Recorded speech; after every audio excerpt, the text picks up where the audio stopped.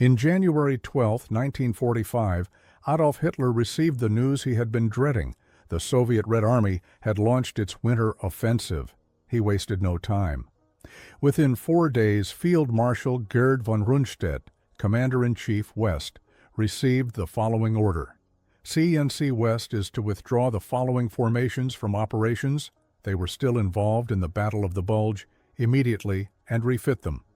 ISS Panzer Corps with 1st SS Panzer Division Leibstandarte and 12th SS Panzer Division Hitlerjugend, 2nd SS Panzer Corps with 2nd SS Panzer Division Das Reich and 9th SS Panzer Division Hohenstaufen. Last day of refitting is 30th January. Reinforcements will be provided under the authority of the SS Supreme Operations Office. These elite formations were to be reinforced and re-equipped to lead another great offensive, this time on the Eastern Front. Hitler viewed the threat from the east as far more serious than that posed by the Western Allies, and he was determined to protect his greater German Reich from Stalin's subhumans. The fact that the Battle of the Bulgahad frittered away many of the men and much of the equipment needed to throw back and destroy the Soviet armies now threatening Germany was of no consequence, and he sent his personal adjutant, SS Major Otto Günsche, to the commander of the 6th Panzer Army, General Sepp Dietrich, to tell him that within 4 weeks his army, comprising Sartori and the 2 SS Panzer Corps, would be moved to the Eastern Front to launch a new offensive, codenamed Operation Spring Awakening. Read more about these and other infamous military operations of Nazi Germany inside WWII's History magazine. The role of Dietrich's 6th Panzer Army with Operation Spring Awakening. Spring Awakening was designed to secure the vital oil deposits in southern Hungary and perhaps even regain the oil fields of Romania.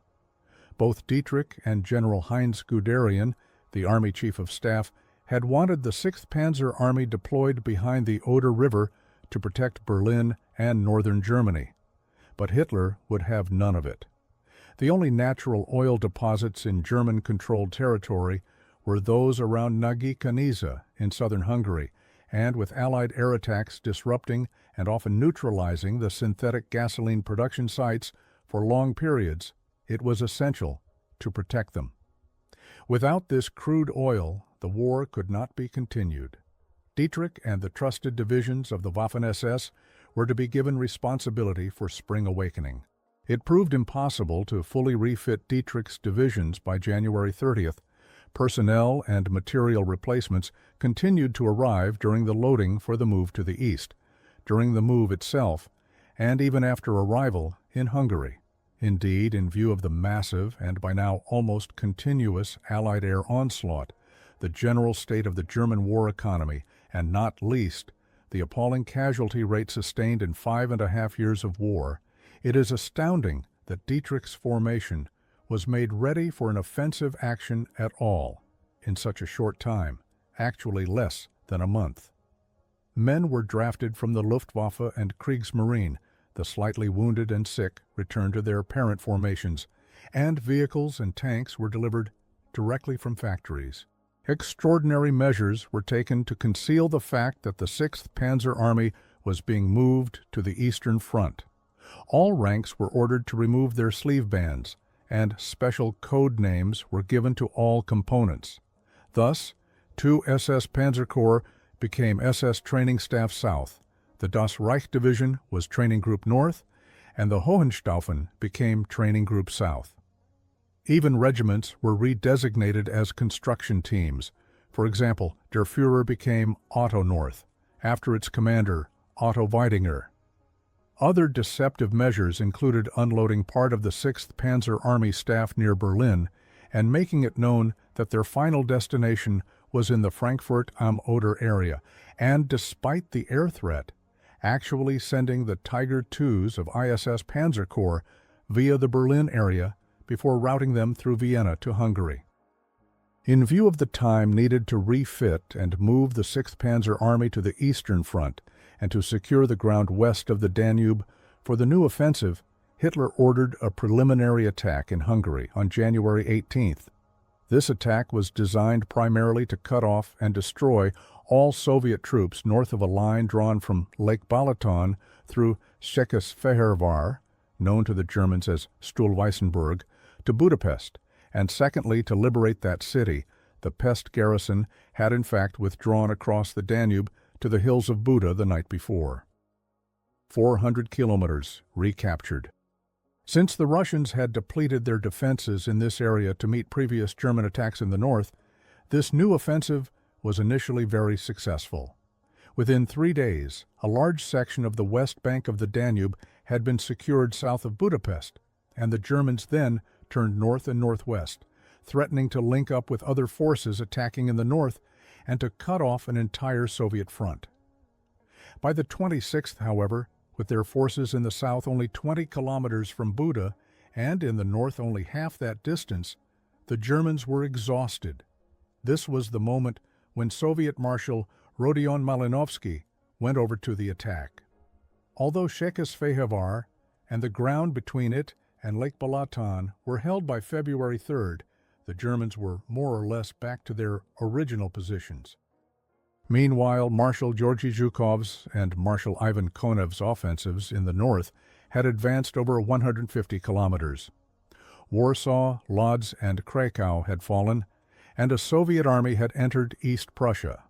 The Red Army was now a mere 200 kilometers from Prague, and, worst of all for the German people, it had crossed the Oder River and was only 70 kilometers from Berlin.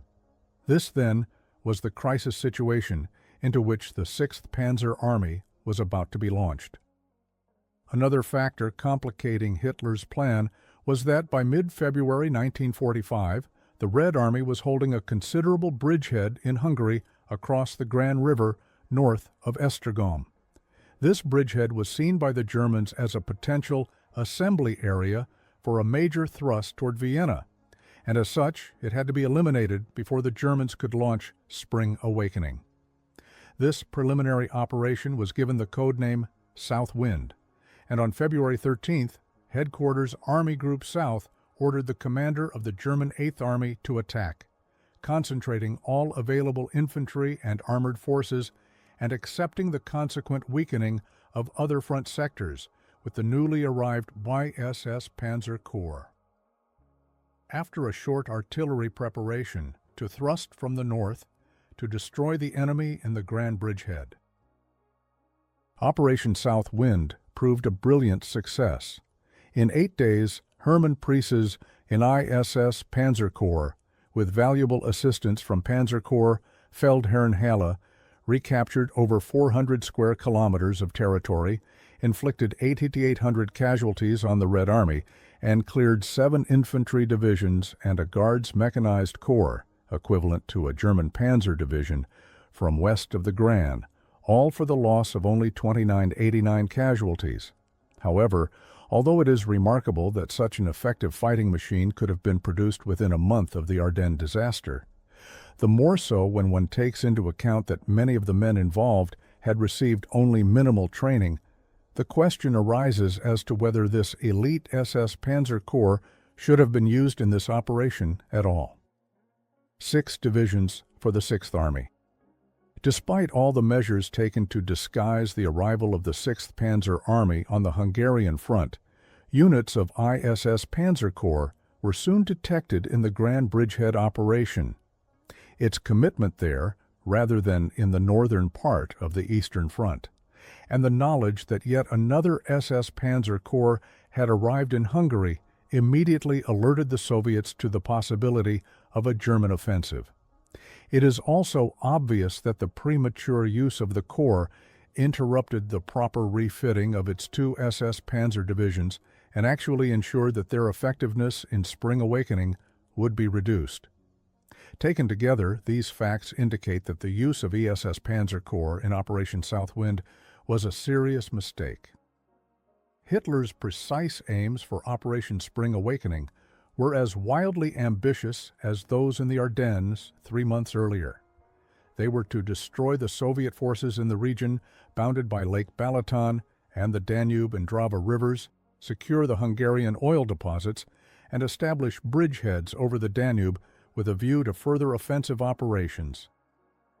The attack was to be carried out in the north by Sepp Dietrich's 6th Panzer Army and the 3rd Panzer Corps of Hermann Balck's 6th Army, and in the south between the Drava River and the southwest corner of Lake Balaton by the 2nd Panzer Army, part of Army Group Southeast, and a Panzer Army in name only. Serious concerns were expressed by Sepp Dietrich and his senior staff officers that as the 6th Panzer Army and the 3rd Panzer Corps moved southeast and east, they would become increasingly vulnerable to any counteroffensive launched by the Soviet forces already located north of Székesfehérvár and west of the Danube. These comprised a Soviet army of 3 rifle corps, backed by a Guards mechanized corps. Since Balck's 6th Army defenses in this area were woefully inadequate, these concerns were fully justified. Nevertheless, Hitler rejected a proposal that these Soviet forces should be dealt with first, or at least engaged, and the date of Spring Awakening was confirmed as March 6th. For its premier role in this final German offensive, the 6th Panzer Army was reinforced to a strength of 6 divisions, the Leibstandarte and Hitlerjugend, Das Reich and Hohenstaufen, and the 1st Cavalry Corps with the 3rd and 4th Cavalry Divisions. The latter were genuine mounted troops and were a considerable asset in the conditions of the Eastern Front, where the horse sometimes had advantages over motorized transport. Facing the 2nd and 3rd Ukrainian fronts. While the Germans were preparing Spring Awakening, the Soviets were planning their own offensive that was due to start on March 15th. It was designed to capture Vienna and be carried out by the 2nd and 3rd Ukrainian fronts, army groups with 4 armies. Although the Soviets learned of the impending German offensive during the Grand Bridgehead fighting, the Supreme Soviet headquarters in Moscow decreed that 2 of the Russian armies due to take part in the Vienna offensive were to continue their preparations and were not to be included in any defensive planning. Since the main German threat was known to be in the 3rd Ukrainian front sector, the Soviets concentrated the bulk of their forces between Lake Balaton and a point some 20 kilometers to the north of Székesfehérvár. Here, Marshal Fyodor Tolbukhin massed 3 armies together with 2 tank corps and a Guards mechanized corps. According to the Soviet official history, his forces totaled 47,000 men, 68 90 guns and mortars, 407 tanks and self-propelled guns, and 965 aircraft. But it is likely that many of his formations were much weaker than these figures suggest. The 3rd Ukrainian Front commander reasoned that if and when the Germans attacked, they would be sufficiently weakened by the depth of his defenses for him to launch his own offensive as originally planned, using the reserve armies and any forces unaffected by the fighting. German intelligence of the Soviet defenses was good, although it failed to identify the correct designation and exact positioning of every formation. It estimated the number of armies, corps, and divisions in the attack area with remarkable accuracy. Its only serious errors were in not detecting a Guards mechanized corps and a Guards cavalry corps in the path of the 6th Panzer Army and the positions of 2 of the 3 corps of Tolbukhin's 2nd Echelon Army astride the Danube.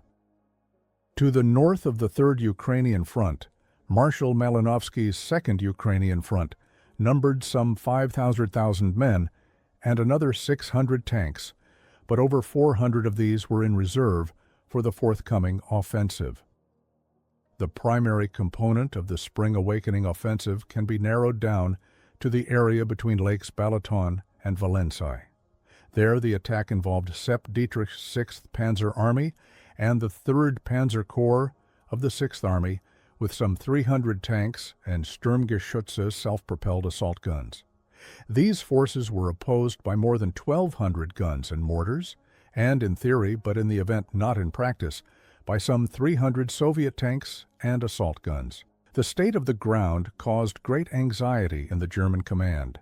At the end of February, the weather had become unexpectedly warm, and as the ground thawed, all movement became difficult and cross-country movement, even by tracked vehicles, virtually impossible.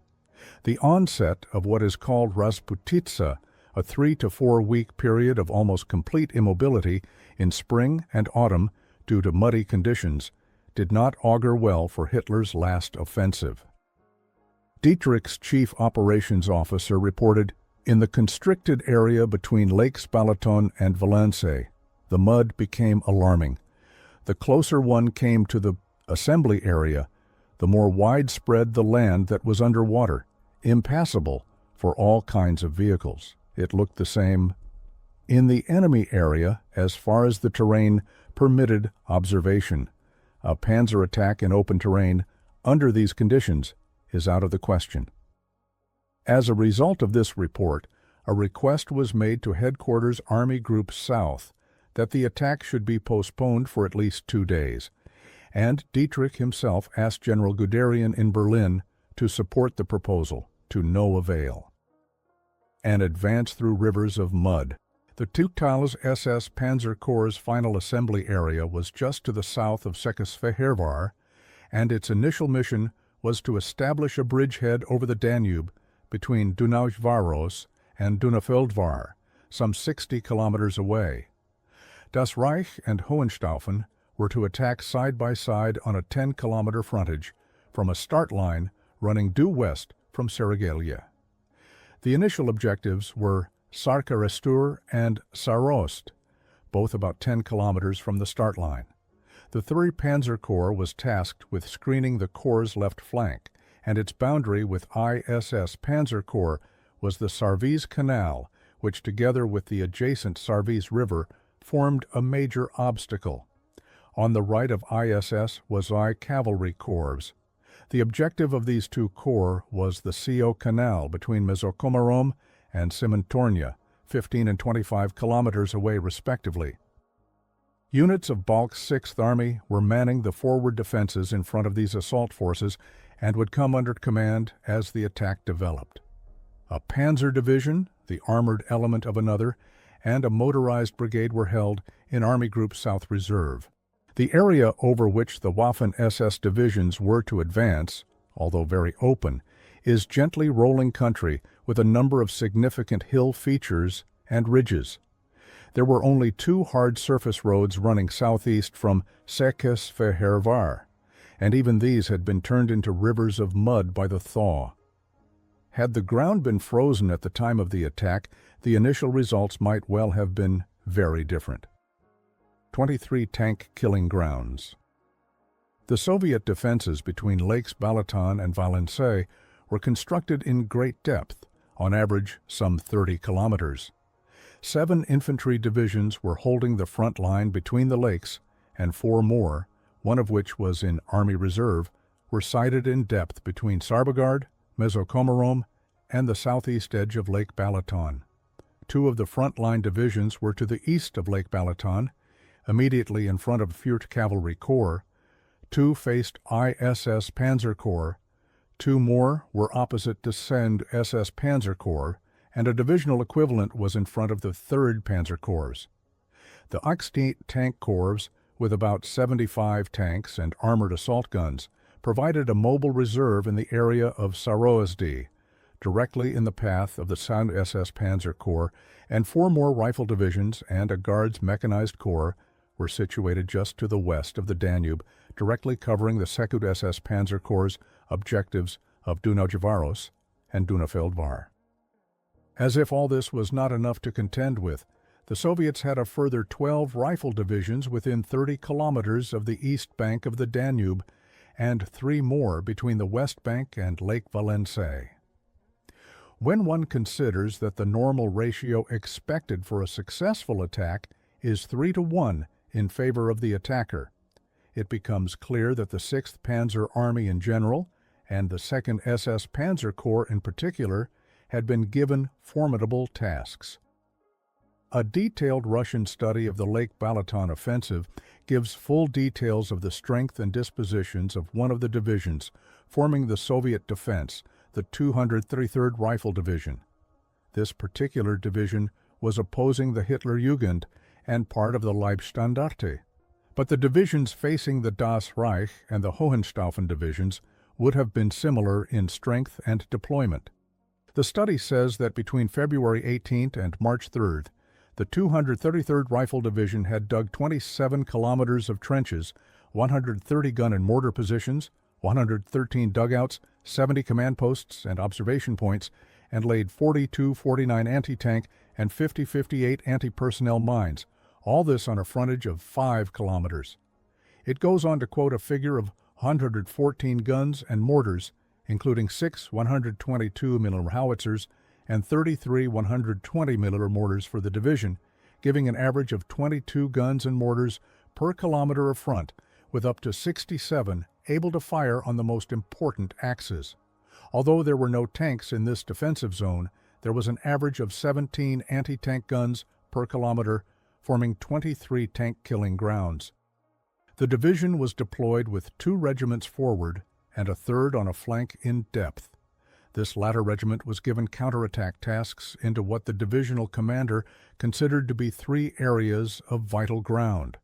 The defenses were made up of 3 zones. The first, 1 to 1.5 kilometers deep, comprised 2 continuous trench lines and parts of a 3rd. Some 1.5 to 2 kilometers farther back was another position made up of 1 continuous and 1 intermittent trench, and then 3 to 5 kilometers from the front line lay a final trench line and strong point. In terms of personnel strength, the study claims that on March 6th, the division was 70% below its authorized strength, and that its regiments, with an average strength of only 665 men, had therefore been reduced to 2 instead of 3 battalions. This may well be true, but just as the Germans sometimes exaggerated their losses in order that the actions of the survivors might appear more heroic, so it is more than likely that the real divisional strength was in fact higher, at least in the region of 40% of authorized establishment, or, in other words, nearer 5,000 than the 3,500 quoted. The whole study is written in the heroic style. The Führer order to attack. On March 2nd, General Wilhelm Bittrich's 2nd SS Panzer Corps was placed on an alert status and told to be prepared to move. All training was immediately suspended. The following day, its divisions, Das Reich and the Hohenstaufen, were ordered forward to their final assembly areas for the new offensive south and southeast of Székesfehérvár. By first light on the 4th, Das Reich, after moving through Győr and Zürich, had reached the Varpalota area, while the Hohenstaufen, following a route through Kisbir, was in the region of Moor. It seems that detailed orders for the attack were not received until around midday on the 5th, only 16 hours before H hour, and when the leading grenadiers were still over 20 kilometers away from their final jumping-off points. A lack of cover and clogged routes meant that most of the transport vehicles had to be left well to the north, and the men had to complete this march carrying their full equipment and combat loads of ammunition. To compound this already desperate situation, the routes they had to take and share through Székesfehérvár with the 3rd Panzer Corps were a morass of mud. Then, to compound the whole problem, as darkness fell, it began to snow. There was no possibility of either division's tanks or heavy equipment reaching the forward assembly areas in time for the attack. Complaints by both divisional commanders and the Corps Chief of Staff that there was no possibility of the SAS SS Panzer Corps being ready at H hour were to no avail. Bittrich was not empowered to authorize a delay or postponement, and Dietrich's appeal to Guderian had already been rejected. The attack order was a Führer order, and that was that. Price's ISS Panzer Corps was more fortunate. Although it faced similar problems, it had its route through Polgardi to itself, and it reached its forward assembly area southeast of that town in time for H hour. As dawn broke on March 6th, snow was still falling from low cloud, and the temperature hovered around 0 degrees Celsius. The ground was frozen near the surface, and men and vehicles sank into thick mud the moment they moved off the few roads available. Conditions were very similar to those experienced in the Ardennes only 3 months earlier. While it is generally agreed that the 30-minute artillery barrage heralding the beginning of spring awakening began as planned at 4 a.m. on March 6th, there is considerable disagreement as to exactly when the Deccan SS Panzer Corps attack began. From all the available evidence, it seems clear that the Corps did not in fact launch any serious attacks on the 6th. However, ISS Panzer Corps launched its attack on time, but even then surprise was not achieved and the gains were small, the deepest penetration being a mere 4 kilometers. Farther to the west, the 3rd and 4th Cavalry Divisions were forced back to their start lines by Soviet counterattacks. A bogged-down advance. On the eastern flank, there was some success. By midday, units of 3rd Panzer Corps had advanced about 4 kilometers to the east, south of Lake Valensay, and penetrated into Serigelies. This threatened the rear of the Soviet defense zone in the XXX Corps area, causing alarm within the Soviet command. The reaction was swift. Marshal Tolbuchin reinforced Lieutenant Gagin, the 26th Army commander, with 2 tank brigades and 3 anti-tank regiments from his reserve Grenadier Tank Corps, and Gagin ordered these units to take up positions confronting 3rd Panzer and a 2nd SS Panzer Corps. Gagin also placed his reserve rifle division under the command of the XXX Corps. Finally, on this day, Tolbuchin ordered a division from his reserve army into a 2nd defensive line opposite the 2nd SS Panzer Corps, a complete rifle corps from east of the Danube, to move to a new position to the south of Simontornia, and 2 tank regiments of I Guards Mechanized Corps to begin moving west toward Sarbogard. The following day, March 7th, 2nd SS Panzer Corps attacked soon after first light. The Hohenstaufen advanced toward Sarost in rain mixed with light snow. The entire landscape was a morass of mud, and it was soon clear that it would be impossible to launch the division's panzer regiment. 2 tanks disappeared in mud up to their turrets, and the rest of the lead company had to stay on the only hard surface road in the attack zone. The SS Panzer Grenadiers, struggling forward on their feet, were therefore without effective armored support. To complicate matters, long-range Soviet artillery was interdicting the bulk of the Hohenstaufen's armor, still crossing the Sarvis Canal at Sabad-Batyan. The attack reached a high point about 5 kilometers northwest of Sarost, but then bogged down. The Das Reich attack was no more successful. Again, the supporting tanks were mired and the grenadiers could make only limited progress on their own against the well-prepared Soviet field fortifications. Unfortunately for 2 SS Panzer Corps, the Russian XXX Corps commander had correctly identified the roads leading southeast out of Shekesfehervar as the most likely enemy axes and had deployed his strength accordingly. On the right of the 2nd SS Panzer Corps zone, the 44th Panzer Grenadier Division Hoch- und Deutschmeister managed to advance 4 kilometers to a hamlet northeast of Aba, but again Soviet countermoves were decisive. Another rifle division and a tank brigade were allotted to XXX Corps, and the division that had come under command the previous day took up positions facing west, along the Sarvis Canal north of Sarbogard. The Army Group South War Diary for March 7th reads, 2 SS Panzer Corps, which did not get going yesterday because of a delayed arrival, today, primarily with infantry forces, drove a 6-kilometer deep wedge into the main enemy defenses as far as the hills west of Sarost. The ISS Panzer Corps was more successful. The Soviet study of the Balaton offensive confirms that by 8 p.m. on the 7th, the Leibstandarte had breached the second-line defenses of the 68th Guards Division on a 5-kilometer front, and this caused the division to withdraw behind the Sarvis Canal, where the Army's Reserve Rifle Division had already taken up defensive positions. This move began at 1 a.m. on the 8th, and, according to the study, despite German efforts to disrupt the withdrawal, the division was dug in on the east bank by last light. German success on the 9th. On March 8th, ISS Panzer Corps' attack gained momentum, and by evening Nagy had been secured against minimal opposition, as had the Enying-Deg Road, about 3 kilometers west of Deg. The 2. SS Panzer Corps Hohenstaufen, however, failed to get beyond the Abasarost Road.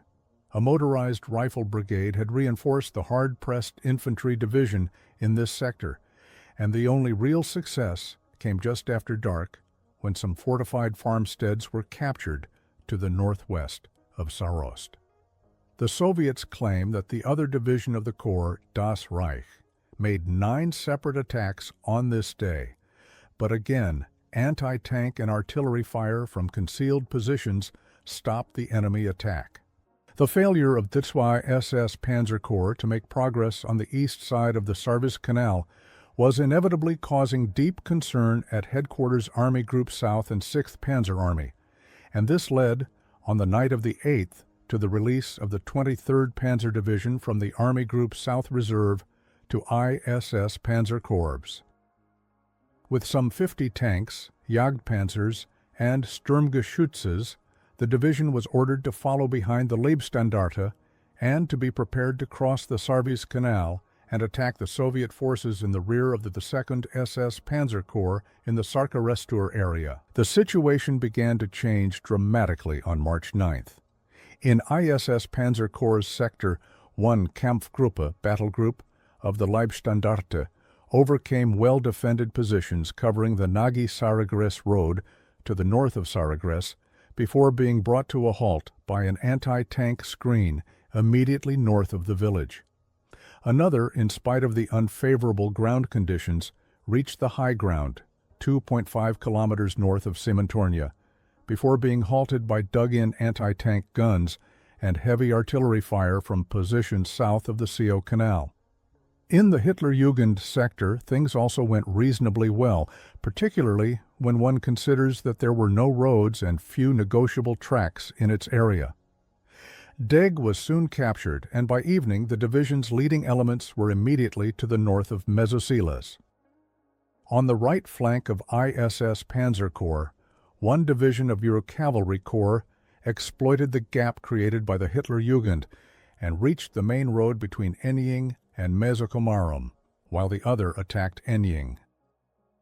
The Russians viewed the events of March 9th with some alarm. As the Frunze Military Academy study describes it, from the morning of 9th of March, the operational situation on the XXX Rifle Corps front, opposite the 2nd SS Panzer Corps, sharply deteriorated. The success of the enemy in breaking through the tactical defense zone of CXXXXV Corps on the ISS Panzer Corps front created a serious threat to the rear of the 26th Army. Because of this breach, control between the two left-hand corps of the Army and XXX Rifle Corps became too complicated, so Cincy Front, Tolbuchen, ordered XXX Rifle Corps transferred to the 27th Army. This transfer was part of an overall restructuring of the 3rd Ukrainian Front. From the night of the 9th, Tolbuchen's reserve, 27th Army, became responsible for the sector between Lake Valensai and the Sarvis Canal. Meanwhile, General Gagion's 29th Army remained responsible for halting what Tolbuchen considered the main threat, ISS Panzer Corps and I Cavalry Corps between the Sarvis Canal and Lake Balaton. To this end, Gagion was reinforced with a tank regiment, a self-propelled artillery brigade, and 2 anti-tank regiments, and the main weight of the 3rd Ukrainian Front's close air support effort was retargeted to his sector. Preparing the counter-offensive. While the 9th had been a good day for the men of ISS Panzer Corps on the west side of the Sarvis Canal, Dietrich and his senior commanders were acutely aware that the left flank of the Corps was becoming dangerously exposed. The 2nd SS Panzer Corps still had not reached Sarkarestur, and only the difficulties of crossing the Sarvis River and Canal were preventing the Russians from attacking the flank of the German penetration. Marshal Tolbuchen, however, was not slow to recognize the operational opportunities offered by this situation, and, on the same day, he requested the release of one reserve army to his control and the use of another. Moscow refused, saying that these armies were earmarked for the forthcoming general offensive and that he would have to make do with what he had. In fact, the Supreme Soviet Command went further, and on this same day gave both Tolbukhin and Malinovsky revised missions. The Third Ukrainian Front was to continue to defend south of Lake Balaton with 2 armies, but was to be prepared to launch a major attack north of Lake Valency with 2 reserve armies, one of which Tolbukhin had just requested. The aim of this attack was, as Dietrich had feared, to strike the rear of the 6th Panzer Army. Malinovsky's 2nd Ukrainian Front was to join in the attack after 1 or 2 days, with 2 armies attacking westward along the south bank of the Danube. Later, the armies north of the Danube and south of Lake Balaton were to join in the offensive. The initial attack by Tolbukhin was to be made as soon as the 6th Panzer Army's offensive had been halted. This was expected to be on the 15th or 16th. The strength of the Soviet position derived from their early knowledge of the forthcoming German offensive and their ability to formulate and develop an overall strategy to deal with it both before and during the fighting. The fact that they were facing reverses in one area did not distract them from their long-term aim, and the albeit serious situation on the west side of the Sarviz was seen as an opportunity rather than as a setback. The similarities between the Balaton offensive, the Mortain counterattack in Normandy, and the Battle of the Bulge are obvious, the difference being that the Americans had no prior warning and had to react to events rather than pre-plan them. Fighting continued at night. On March 10th, the terrible weather and ground conditions ensured that progress west of the Sarviz was slow. The Hitlerjugend continued its painful advance toward Ozora, and after capturing Mezosilas by 9 p.m., moved on during the night to capture Igar, 4 kilometers northwest of Simontornia. In the sector of Eichsweiler Cavalry Corps, the 3rd Cavalry Division managed to seize a bridgehead over the Sio, 5 kilometers west of Mezokomarom, and the 4th Division encircled Enying. On the same day, the 23rd Panzer Division, despite heavy anti-tank and artillery fire from the east side of the Sarviz Canal, closed up to Saragres. By nightfall, it had taken over from the Leibstandarte on that flank, and this allowed the SS Division to concentrate for its attack on Simontornia and the subsequent crossing of the Sio Canal. The ISS Panzer Corps was now some 25 kilometers ahead of the SS Panzer Corps, and the threat of a Soviet counterattack into its exposed flank appeared ever more likely. The appalling ground and weather conditions and stiff Soviet resistance prevented any further progress in the 2nd SS Panzer Corps sector on the 10th. The Soviet study says, cruel fighting took place around Hill 159, where artillery played a significant role in the destruction of the enemy. Unable to achieve success with frontal attacks, the enemy tried to outflank the objective. However, this maneuver was frustrated by tanks and SP guns in enfiladed ambush positions. Fighting continued at night. The lack of progress by Bittrich's corps is hardly surprising. Apart from the adverse ground and weather conditions, 2 SS Panzer Corps was now up against the major part of 6 infantry divisions, with 2 more sighted in depth farther east, albeit most of them seriously under strength and significant elements of 2 armored formations. Nevertheless, on the 11th, Das Reich launched an attack described by General Otto Wedinger, the overall commander, as right out of the textbook. It was successful and, by mid-morning, had reached an important hamlet lying 6 kilometers southeast of Sarkarestur, known as Heinrich Meyer. At the same time, on the right flank, a vineyard immediately northeast of Sarkarestur was captured, effectively cutting off Abba. On the same day, ISS Panzer Corps had even more success. Panzer Grenadiers of the Leibstandarte spent the day clearing the important ridge lying just to the north of Simontornia, and at the same time, the Hitlerjugend captured the road junction 1,500 meters south of Igar. This secured the jumping-off positions for the final attack on Simontornia, which was to be carried out the following day. Meanwhile, on ISS Panzer Corps' left flank, the 23rd Panzer Division penetrated into Saragres, but was unable to clear it. Army Group South's hopes of launching an attack across the Sarvis in this area in support of the SS Panzer Corps were proving overly optimistic. German armor losing momentum. March 12th saw the status quo more or less continue on the 2nd SS Panzer Corps' front. The only real success seems to have occurred at Abba, which was cleared by the 44th Panzer Grenadier Division. The attack in the Heinrich Major area was continued, but cost several tanks and self-propelled guns. Later in the day, 2 Soviet counterattacks were repulsed, the second being supported by 10 tanks, 4 of which were claimed destroyed. The Leibstandart's attack on the town of Simontornia on March 12th was launched from the high ground north of the Sio Canal. Fierce house-to-house fighting lasted all day, but by last light, Simontornia, north of the Sio, was largely in German hands with only a few pockets of resistance remaining. Another somewhat surprising success on the 12th came in the Thurs Cavalry Corps sector, where the 3rd Cavalry Division managed to cross the Sio Canal and secure a bridgehead to the west of Mezokomarom, while the 4th Cavalry Division closed up to Balatonsa Body.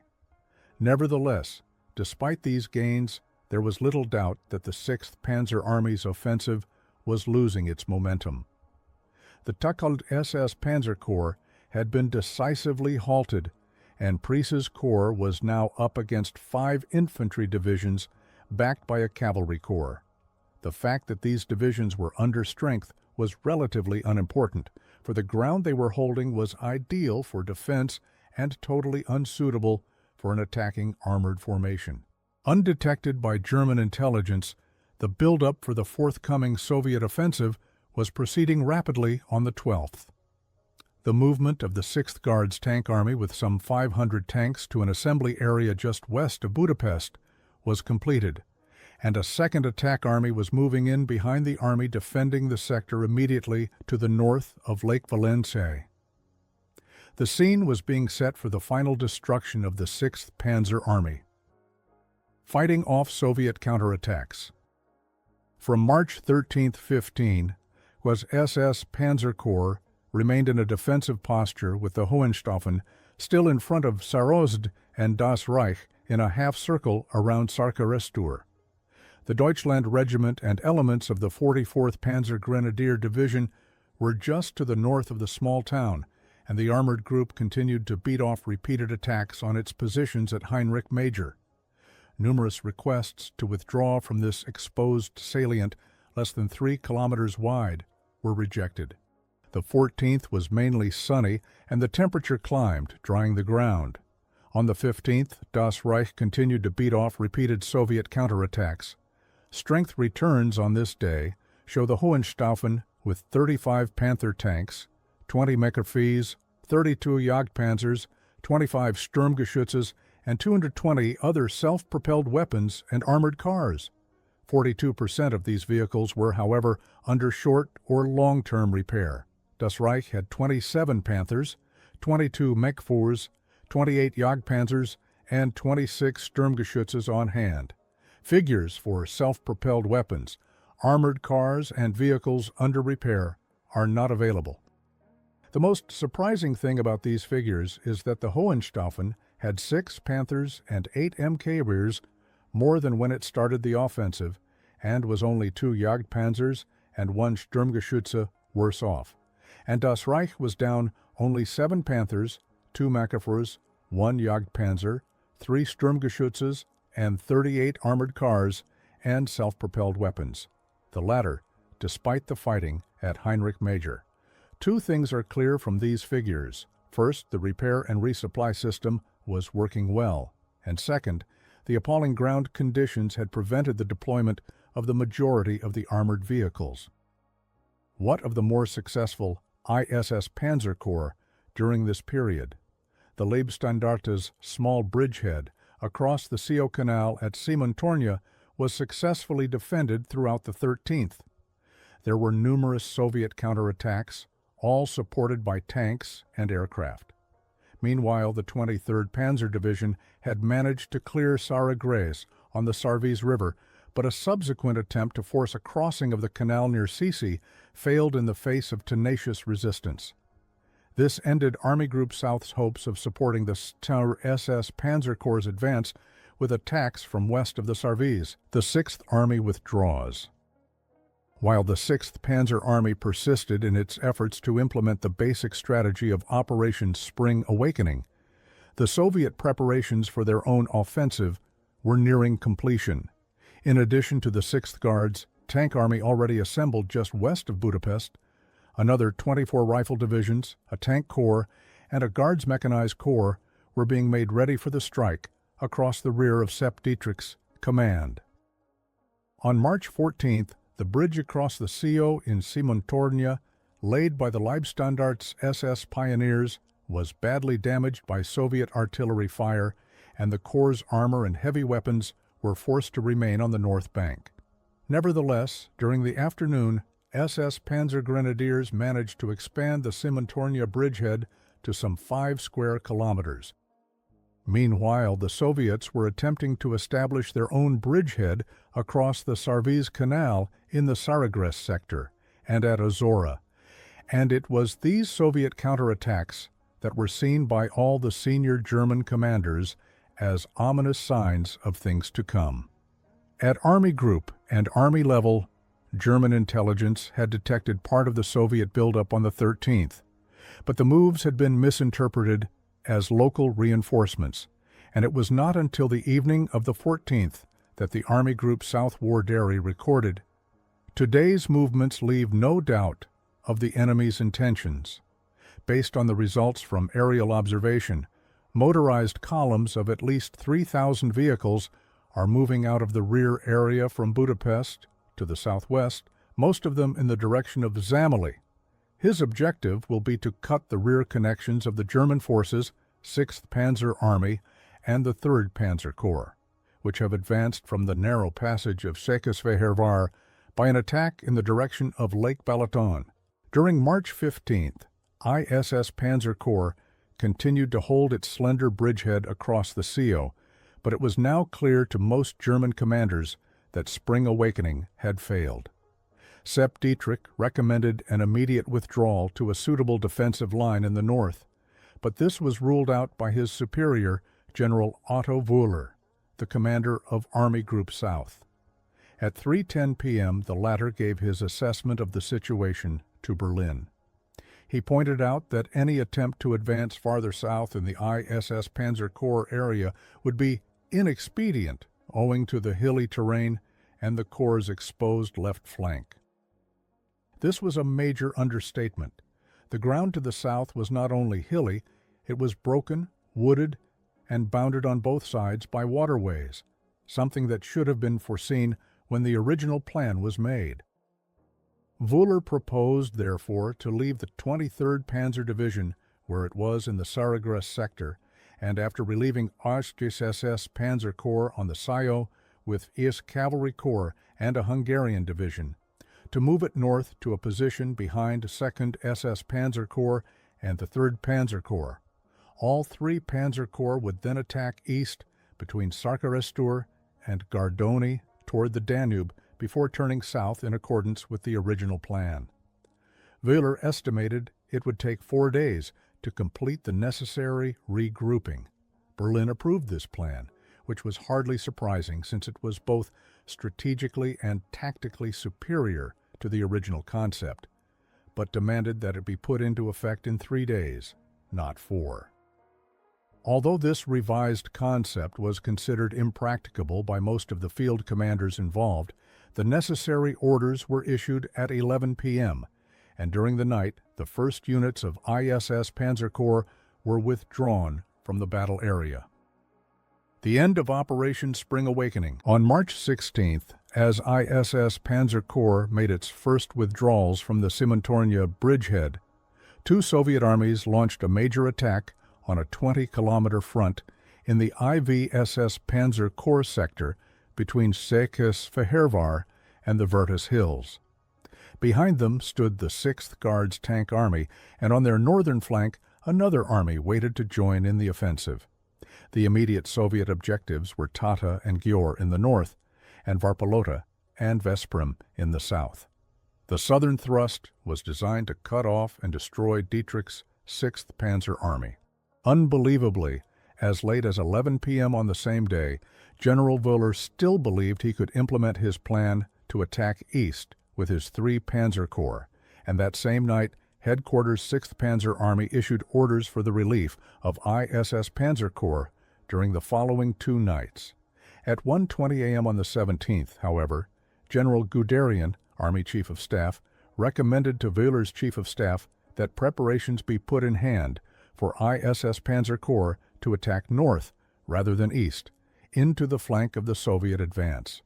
At 1:45 a.m., in spite of Hitler's refusal to allow any changes to his master plan or any major redeployments without his personal permission, the Chief of Staff Army Group South, Lieutenant von Grollmann, instructed Dietrich to prepare ISS Panzer Corps for just such an attack. Later that morning, Wöhler finally requested permission from Berlin to use ISS Panzer Corps for the attack from the Varpalota area toward Zamoli. This was followed by another request for authority to withdraw 2 SS Panzer Corps behind ISS Panzer Corps as soon as it arrived in the vicinity of Sekes-Fehérvár. Dietrich's corps had continued to defend its Abasarka-Rester sector during this period and was now dangerously exposed. Hitler eventually gave his permission for these deployments at 1:40 a.m. on March 18th and at 2 a.m. Wöhler ordered Dietrich to move SS Panzer Corps to the area north of Varpalota and subordinate it to Army Group Balk. So ended Hitler's last offensive action of World War II. Just over 7 weeks later, the surviving men of these once elite corps would be prisoners of war, but not of the Soviets, of the Americans.